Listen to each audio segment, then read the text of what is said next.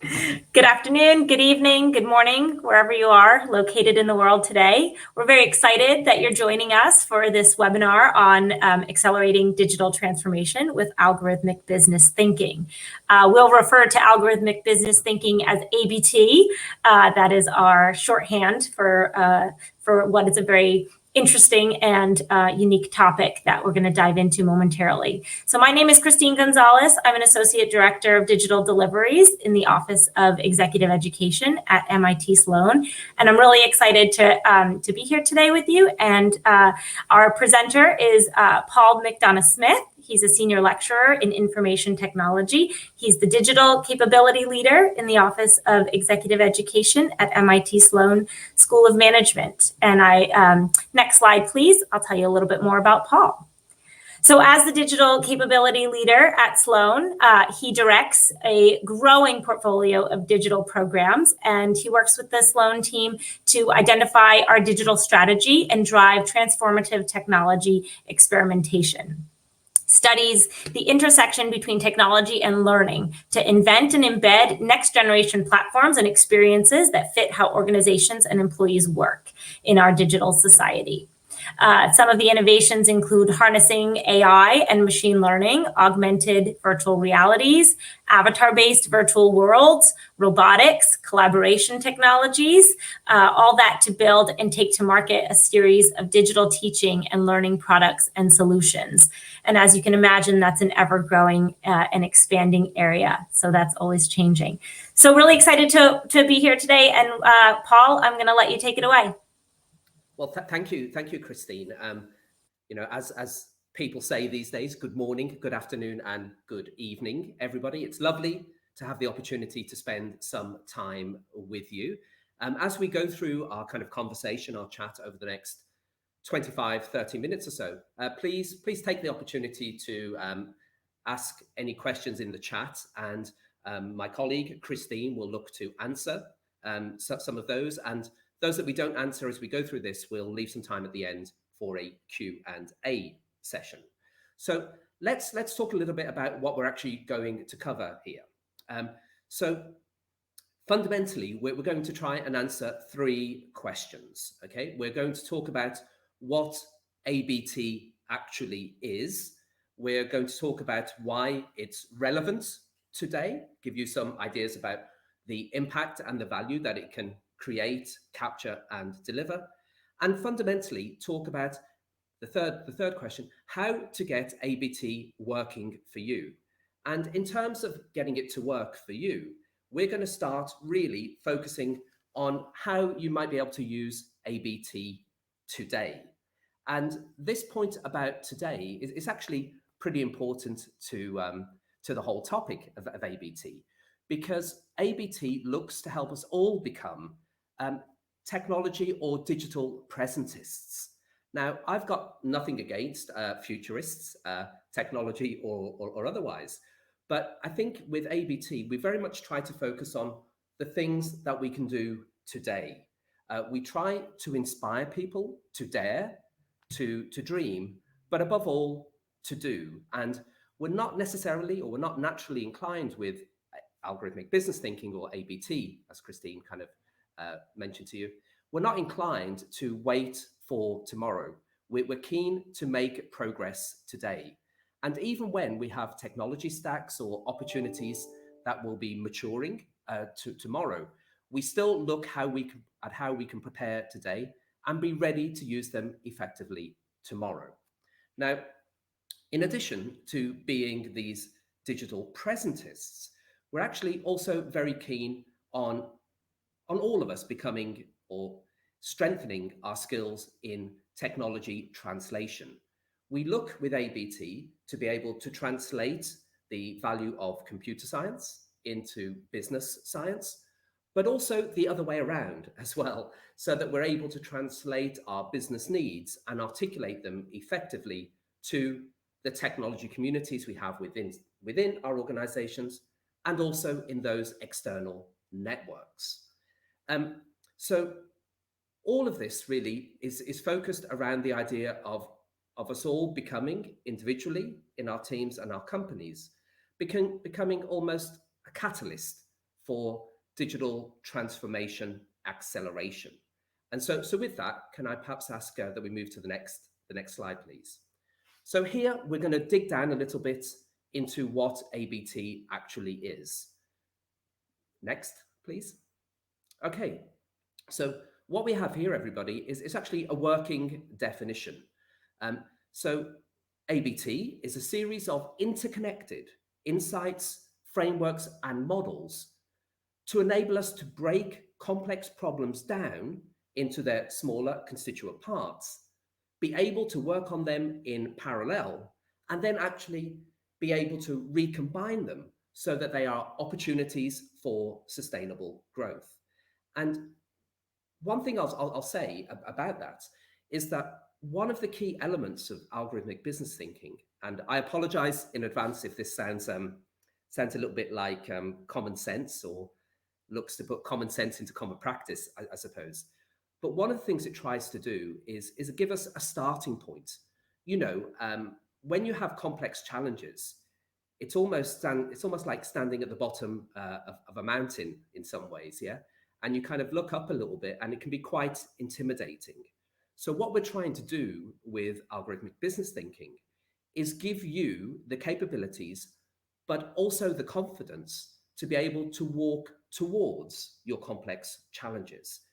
You know, we don't want any of you to feel that you have to settle for resolving or fixing the smaller problem. Why not aim big? Why not kind of have the capabilities and the confidence in your teams, in your organizations, with the support of the teams and networks that you're all part of, and your communities, of course? Why not have an approach that actually gives you that starting point and allows you to go after the real kind of complex problems that will help you create the future you want, versus inheriting a future perhaps created by your competition or other entities that doesn't really fit you or your needs or your realities. And so ABT, everybody, is fundamentally built upon 4 cornerstones. And a number of you might recognize that these are cornerstones borrowed from computational thinking or computer science in lots of ways. I'll just say a little bit, a sentence or two about each of them. So the first cornerstone is decomposition.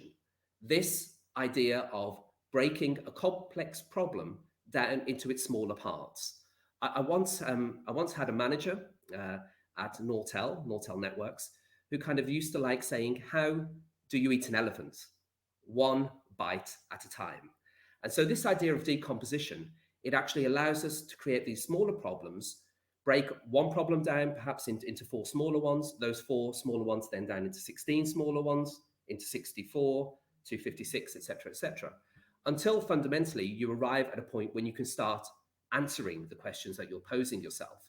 And this does something quite interesting, that when you actually begin the process of fixing problems, it creates momentum, it creates confidence, and you can actually begin to topple the dominoes, so to speak. The second cornerstone here is with regard to pattern recognition. Recognizing patterns of success and failure, and actually being able to apply them in adjacent or different domains. So where some work has been conducted successfully, or where you've learned lessons from it not being conducted successfully, actually being able to take that and transplant it into other areas to drive efficiencies and effectiveness. Now, the third cornerstone, abstraction, is perhaps the most difficult to actually articulate out of these 4, because, you know, in common parlance, we have the sense that abstraction has something to do with being vague. But in reality, in regard to ABT, abstraction is quite the opposite, really. It allows us to remove the noise from the signal. And in doing so, not only do we actually create a clearer signal, but in some ways we actually amplify it as well. In a world where I'm sure all of you on a daily basis are inundated with data, being able to abstract, to remove the things that aren't necessary for a given task, and focusing and leaving really just what is required to do the job at hand, is a very, very valuable cornerstone.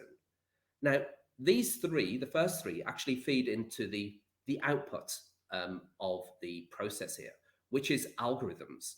Now, when we speak about ABT algorithms, we're not focusing on code or programming led algorithms, but actually an algorithmic partnership of humans and machines working together.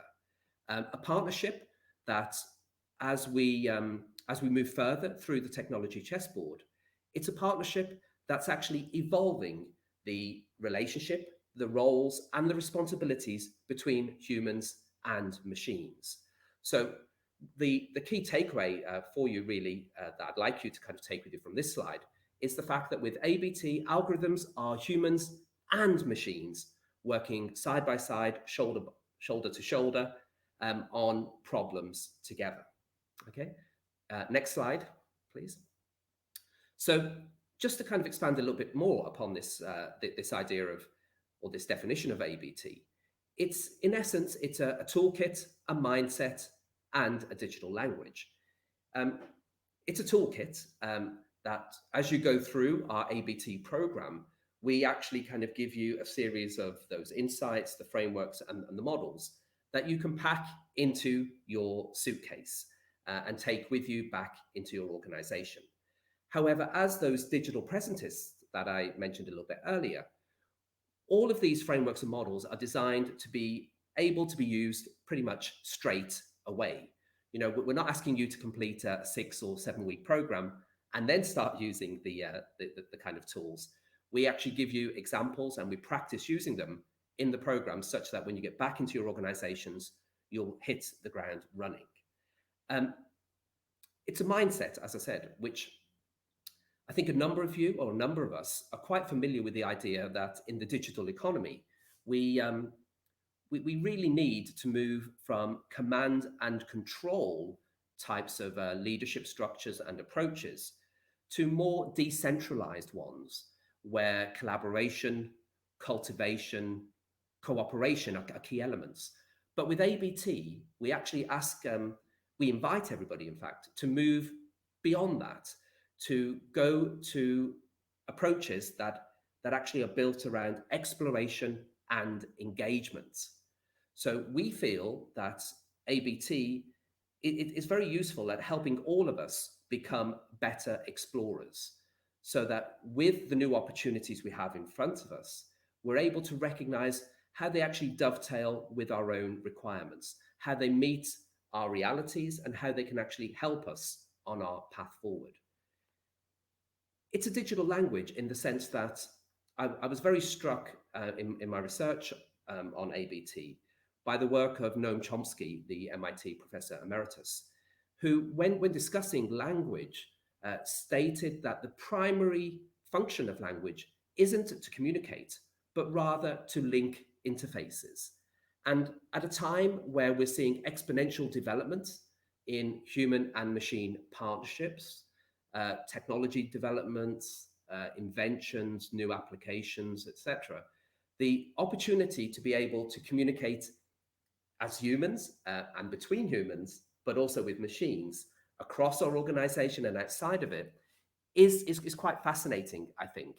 And the opportunity to create a common digital language that we can use across our organizations and our networks is something that we explore in the ABT program itself.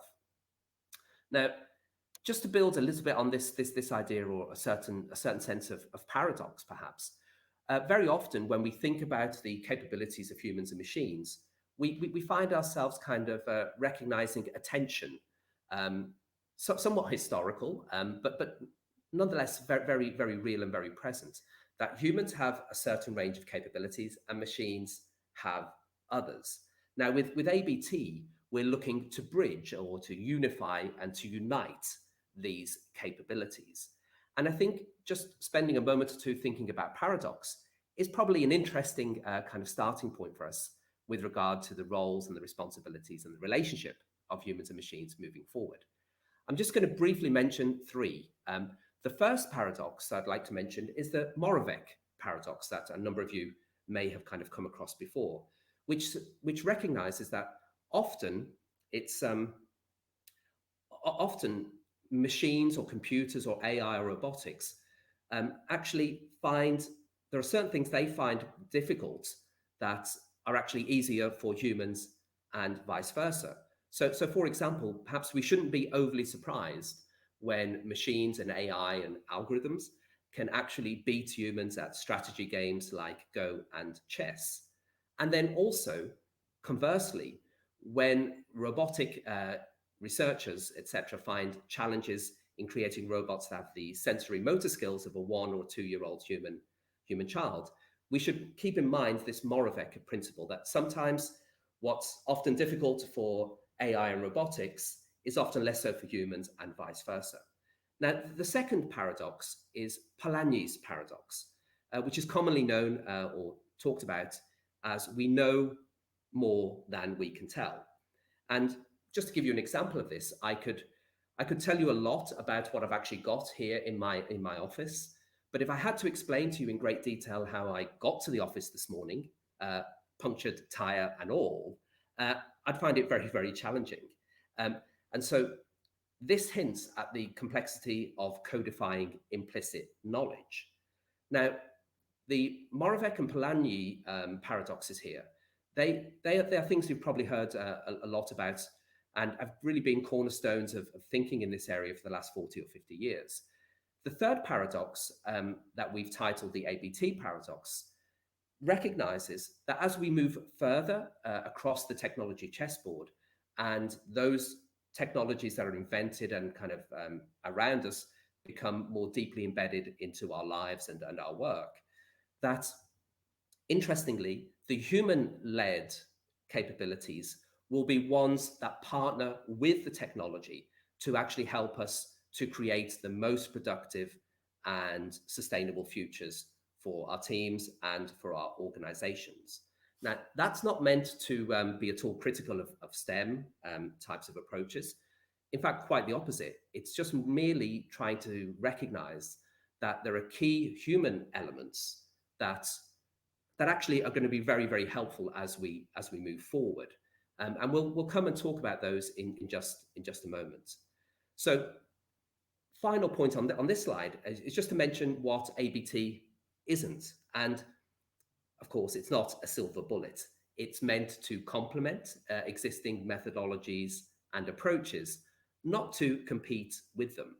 And so in essence, the approach that we're pushing forward with algorithmic business thinking is one that actually complements it, unifies and unites human and machine capabilities, but also it unifies and unites the approaches that you've been taking to date and just gives you that extended toolkit. Okay, thank you. So why is ABT relevant today? Well, as I mentioned before, we think it gives us a very useful starting point. It's biased towards action. It helps you make those first steps. Probably a very poor example, but for example, what's the most difficult thing about going to the gym? It's actually picking up your shoes and your bag and getting started on the journey. And so in some ways, it's quite similar with regard to algorithmic business thinking and working on those complex challenges. Once we get started, once we find the problems that we've decomposed and we can start to resolve, we can start working up to those higher order issues and questions with a greater confidence. And we think that as a catalytic nature for our digital transformations. Although I've talked quite a lot already about becoming digital presentists, I don't mean to be disrespectful to the importance of the past and a vision of the future. What we're trying to do, though, with algorithmic business thinking is to bring, again, this idea of unification and unity so that we're able to kind of take advantage of the lessons that we've learned in the past, have an eye on the future and reverse engineering our future, but to do so in the present. So I'd like to just give you a few examples of what we mean here. Okay, so here at MIT Sloan, of course, we have a great focus on practical application of our research and our theories. And it's no different with algorithmic business thinking. We've been speaking to and listening to a broad range of organizations and team members and individuals about the ways in which ABT is useful to them and the impact it can have. In fact, in our ABT program, in Module 6, the final module, we incorporate a library of these voices of ABT so that we can hear from past participants and people who are actually working with ABT today around what it's given them, the impact that it's kind of driving, the lessons learned, so that we can kind of see around the corner a little bit and at the very least be forewarned, forewarned being forearmed, and kind of have a sense of how we're going to integrate some of the models and the frameworks that we work with. So if, for example, you're a Microsoft, you may be, in terms of complex business challenges, you might be looking to decompose how you actually want your Salesforce to turn up every day with capabilities, yes, but also with the confidence to win and not just compete. Almost a sporting analogy here around this idea of exploration, exploring the ways in which we can become elite digital professionals. Kind of similar to sporting professionals, where we turn up, we practice every day, and we look to get 0.1 or 1% better with every kind of training session that we do.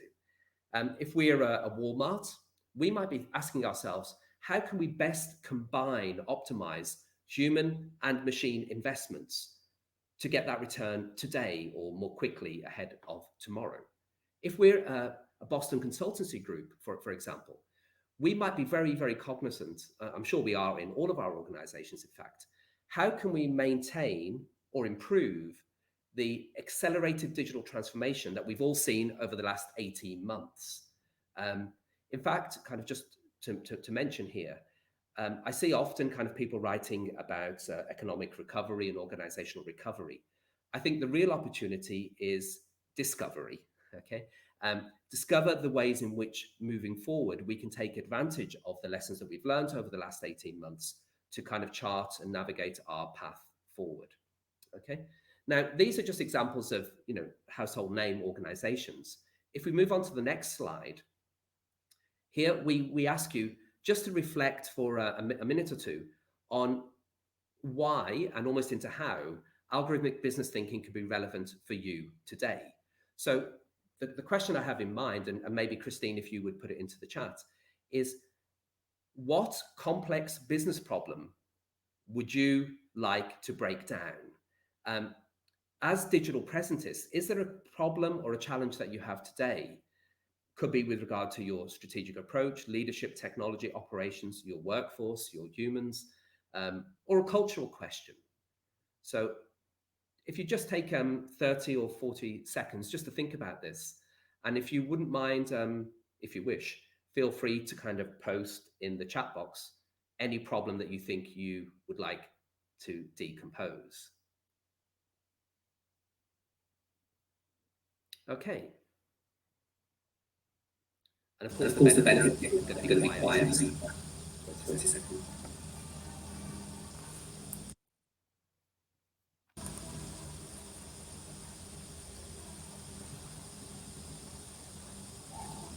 So Paul, looks like we're getting a couple of responses here.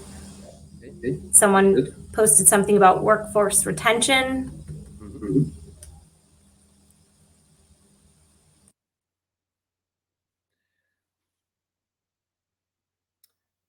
Workforce retention. I think a lot of the human questions, whether it be the war for talent, I wish I had a better kind of phrase for that, but just thinking about how we take care of our human assets and find the right ways to actually connect them and partner them with the growing technology capabilities we have, I think is one of the biggest challenges we have in front of us. And so breaking that question down, I think is a very useful starting point. Okay. Great.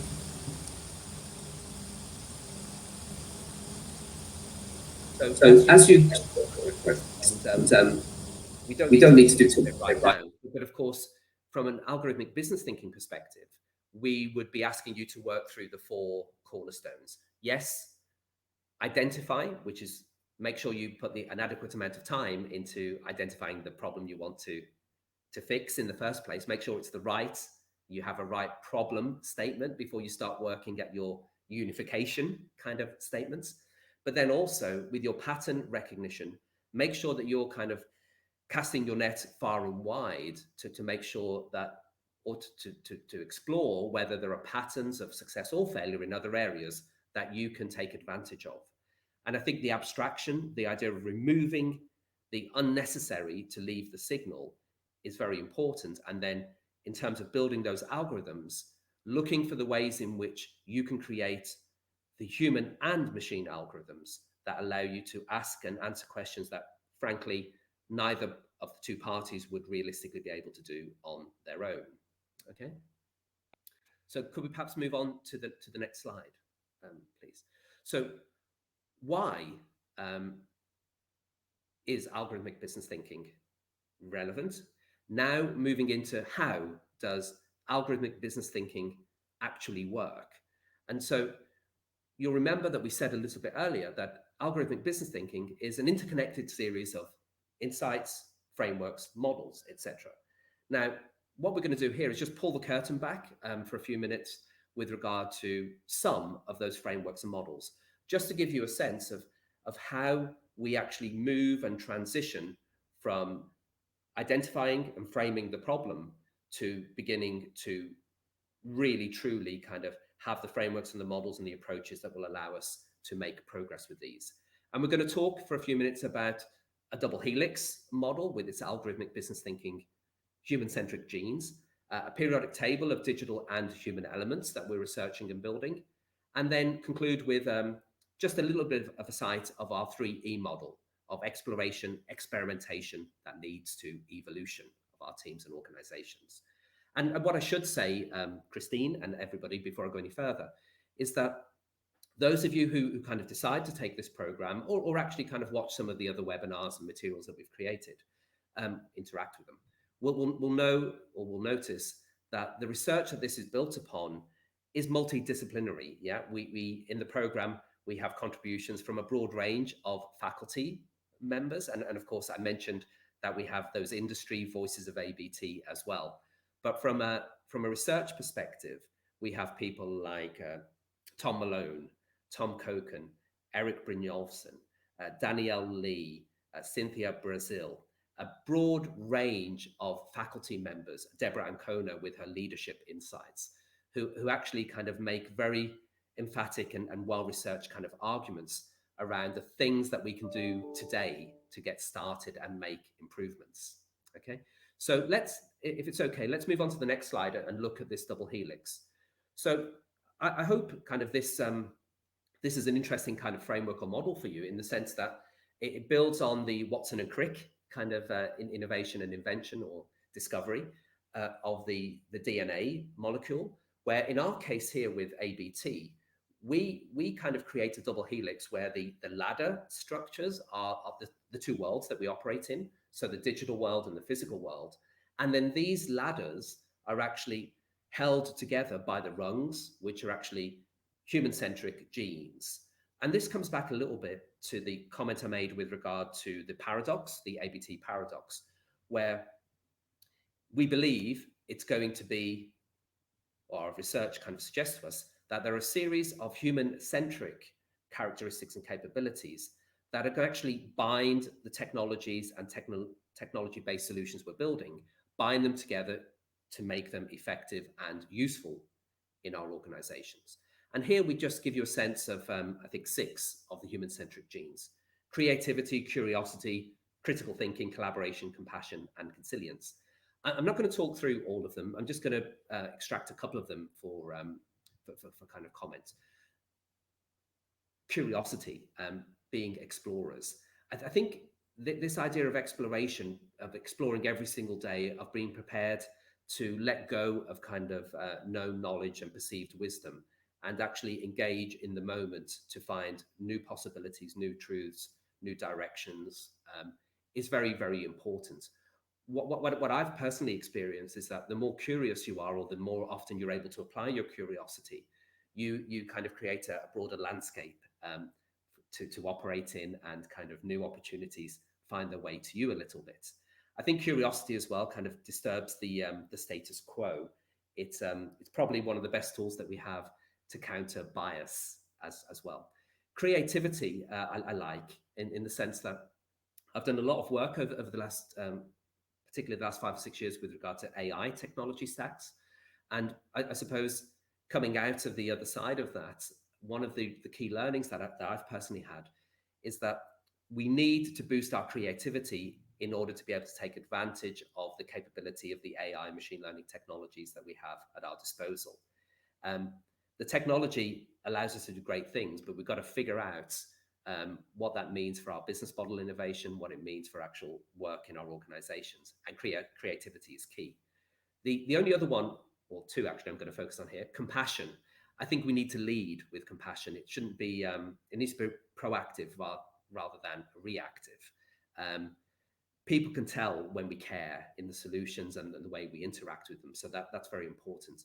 And consilience, this is something I've borrowed from the 1998 book by E.O. Wilson of the same name.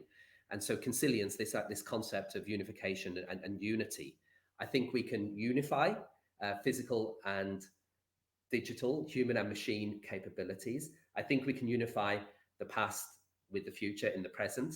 I think we can unify where we've been, with where we're going. And I think in general, we can unify a lot of the differences. I mentioned before the idea of creating problem statements and followed that up with the idea of unification statements. It's a lot more difficult in numerous situations to unify and be that uniting force. But I think where and when we can do it can be very useful in terms of the results that we can deliver. So could we perhaps move on to the next slide? And here, we want to talk a little bit about the periodic table. Sorry, the other way. So this periodic table, fundamentally, a periodic table of digital and human elements. And with this, we're, rather than kind of previously, we were working on the kind of innovation of Watson and Crick. Here it's Mendeleev's periodic table. So back in 1869, when Mendeleev published his first version of the periodic table, in essence, he was trying to create order from the disorder and the chaos of the world of chemistry.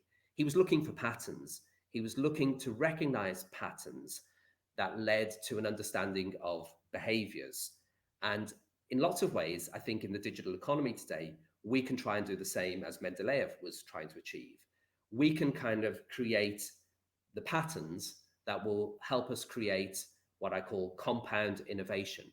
And by that, I mean the right combination of digital technologies and digital elements with the correct binding of human elements. So those types of capabilities that I mentioned with the double helix, but a lot more around community, communication, common sense, lots of different human-centric capabilities that have a certain valency, have different valencies, and can hold our digital technologies together.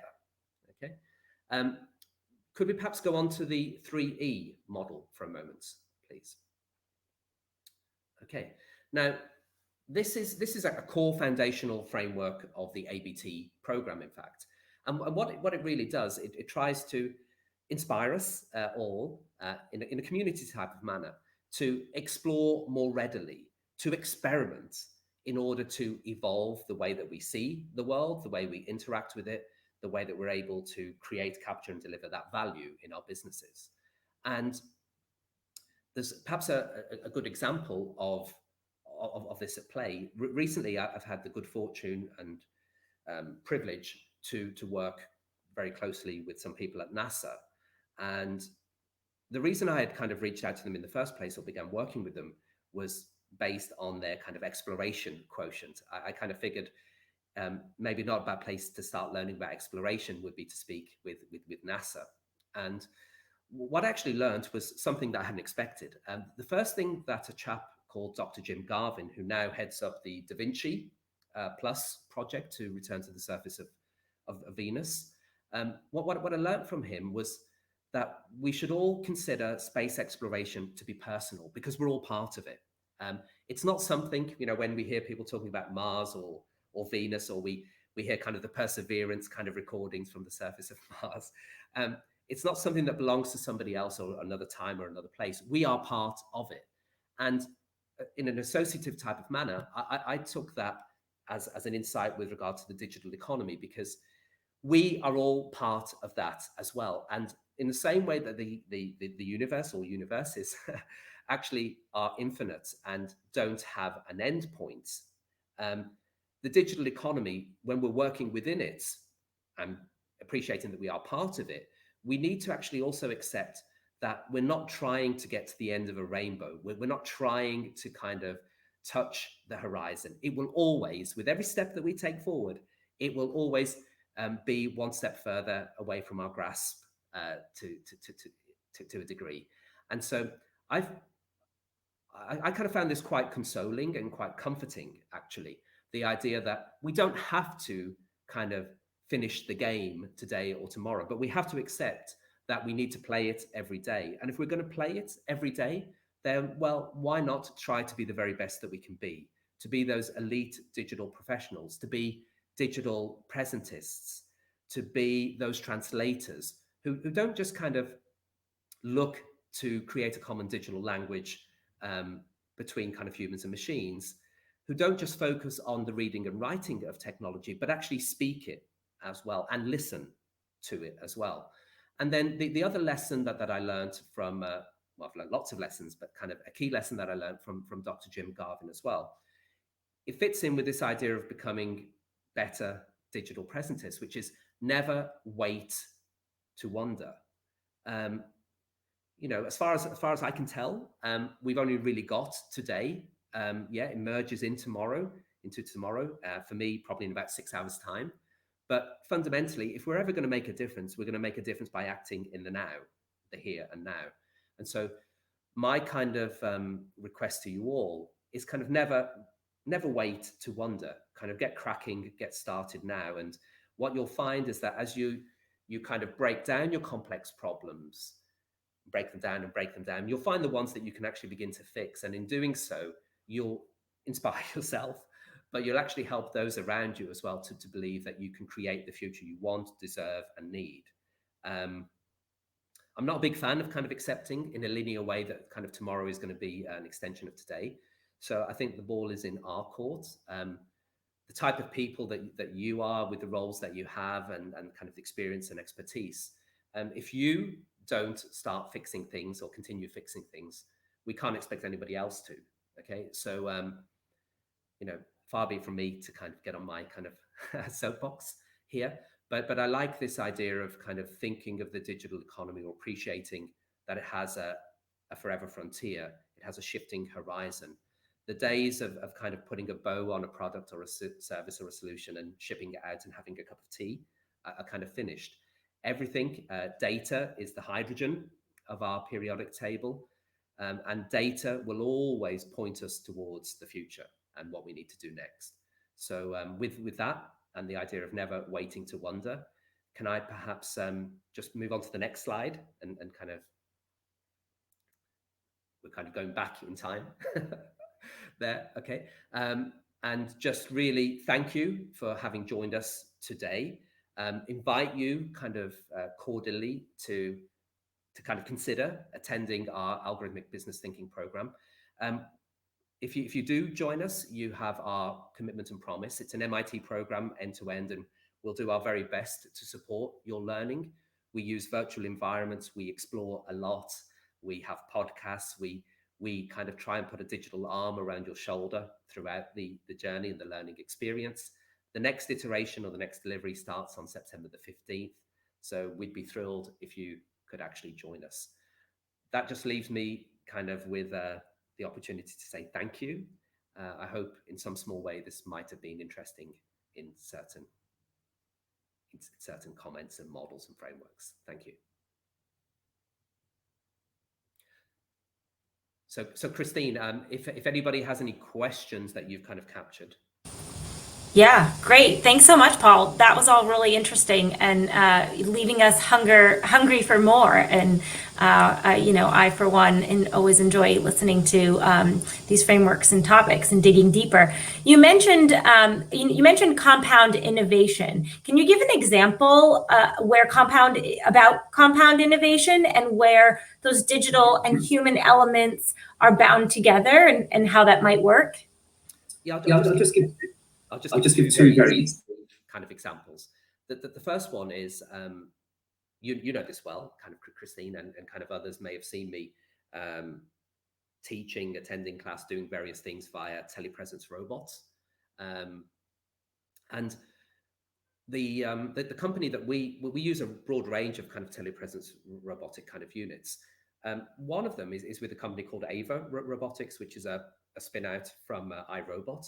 And it kind of just, perhaps this is a good example of what I mean by compound innovation, because yes, they have all the requisite kind of technology elements, the digital elements of, for example, the optical lasers. They have machine learning algorithms that kind of help map various environments and what have you. They have all of the voice codecs and the telepresence and everything that they kind of worked on with Cisco, for example. But ultimately, and this falls back into the paradox of ABT as well, the ABT paradox. It's kind of an appreciation of the human elements. What does it really take to collaborate with humans? So, for just one example, the telepresence unit is actually, it goes up and down, so you can be taller or shorter, so you can maintain eye level. It allows you to come to direct and kind of drive the unit at different angles and kind of so that you're not just creeping up on human beings. And I think an appreciation and empathy really for the human factors when we're building technology solutions is very, very important. And then I have to mention kind of NASA, where I think pretty much, well, just look at the titles of their, whether it's Apollo, Endeavour, Perseverance that I mentioned before. They're kind of missions themselves, which I suppose are their versions of products in lots of ways. They actually kind of scream human centricity. Yeah, they are really driving towards the human elements of kind of exploration and discovery. And I think as we look at the technology solutions and the elements that we have in front of us in our periodic table, or each of you in your periodic table of elements, always think when you're combining the digital technology components, what are the accompanying human elements that are required to amplify the effectiveness and the value of this solution? A long answer, Christine, sorry. Yeah, well, that kind of ties into the next question I was going to ask you. So you mentioned that there are 6 ABT human-centric genes. Are there any particular ones that we should focus on engineering into our solutions? Or, I'd imagine trying to implement all 6 at once is a mountain to climb. So, well, mountains and climbing them is a good thing, though, Christine. I think that the first thing I would say is, can we all please try and engineer curiosity into ourselves, firstly, before we get to kind of our solutions. And then I think creativity is super important. I'm running the risk of going through the whole list, aren't I? If I had to pull one out today, I'd go with compassion, okay? Because I think one of the major risks facing kind of machine learning adoption is if kind of the humans feel that there's a mismatch in terms of the values and the qualities and the way of working and thinking and acting that's proposed by the algorithms and the machine learning solutions, then I fear that we may not have maximum adoption and kind of implementation. And so making sure that we're operating with compassion and with empathy is very important. And it goes all the way through the supply chain of it. When it comes to actually writing the algorithms, making sure that we have diversity in the humans who are involved in the process, making sure that we kind of take responsibility for the outcomes. It's not good enough to kind of have a non-deterministic view, I don't think, of technology. We can't abdicate our responsibility. We have to be in the driving seats, okay, where where it makes sense. And then kind of leads into my final kind of one, just the idea of collaboration. I kind of think often that there are two versions of, at least two versions of collaboration: risk-free and risk-sharing. The risk-free stuff is quite nice. You know, you can have cups of tea with people and kind of that's all very pleasant. The risk-sharing part, though, it requires compromise and it requires kind of true teamwork. And I think we need to appreciate that we're going to be creating more and more teams of teams where we're working in very close ways, not just with people from outside of our organization or direct reporting lines, but also machines. Okay. Now, I'm struck by the work of Danielle Lee, Hiring as Exploration, a recent paper that she wrote, where she recognizes that one of the potential issues is the humans not trusting the capability of the machines. And I understand this, but we have to arrive at a point where the kind of the trust quotient and the teamwork and the partnership allows each of the two sides, which are actually on the same side, in fact, to respect the capabilities of the other. So humans respecting the machines and vice versa. Thank you. Great. Thanks, Paul. Well, I see we've gone over time here, so I'd like to thank everybody for joining us today. If you're interested in learning more about the ABT program, you can go to our website. I see it's there, executive.mit.edu/ABT, and we hope to see you on our program. Thank you for joining today. Thank you, Paul, so much for your insights.